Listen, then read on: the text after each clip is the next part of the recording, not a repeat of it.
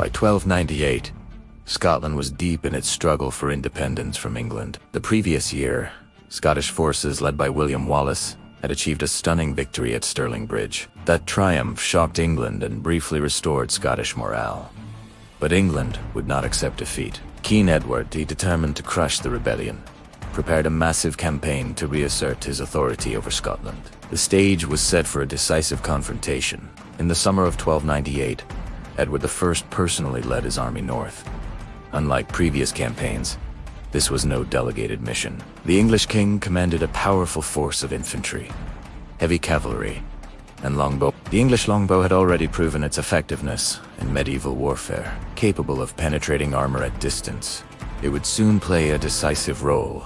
Edward advanced methodically, determined to force Wallace into open battle. Wallace chose to confront the English near the town of Falkirk. The terrain was relatively open, a dangerous choice against English cavalry, but Wallace prepared carefully. He organized his infantry into schiltrons, dense circular formations of spearmen, designed to repel mounted charges. Each soldier stood shoulder to shoulder, long spears angled outward to form a defensive barrier. It was a disciplined and defensive strategy, but it had a weakness. On July 22, 1298, the two armies met in what would become known as the Battle of Falkirk. English cavalry initially attempted to break the Scottish lines, but were repelled by the bristling spears of the schiltrons.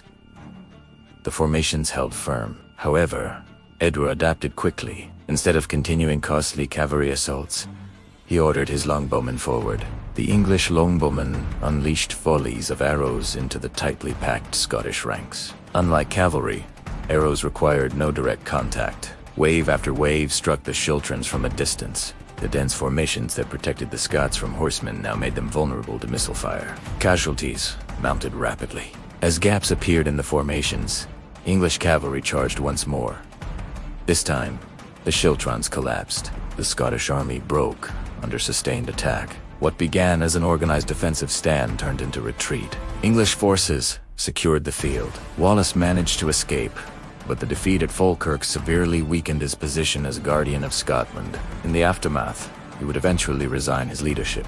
The Battle of Falkirk marked a turning point in the First War of Scottish Independence. Although it did not end Scottish resistance, it demonstrated the devastating effectiveness of the English longbow and exposed the limitations of static infantry formations against coordinated missile and cavalry tactics. For Edward E. Falkirk restored authority. For William Wallace, it marked the beginning of a more difficult chapter. Yet the struggle for Scottish independence would continue. History would remember Falkirk not only as a defeat, but as part of a larger fight for national identity and sovereignty.